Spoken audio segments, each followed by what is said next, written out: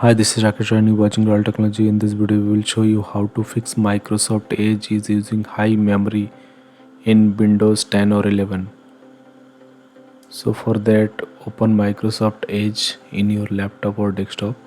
Once open, click on three dot and open Settings. Once open, scroll down here and click on System and Performance. Now turn on this first option, startup boot, and turn off these two options, second and third one.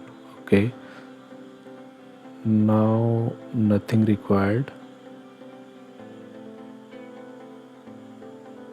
Okay, so click on this three dot again and click on history. Now open history, and once open, we have to delete all the history from here. So click on browse data and delete all the history from here. It will fix the issue.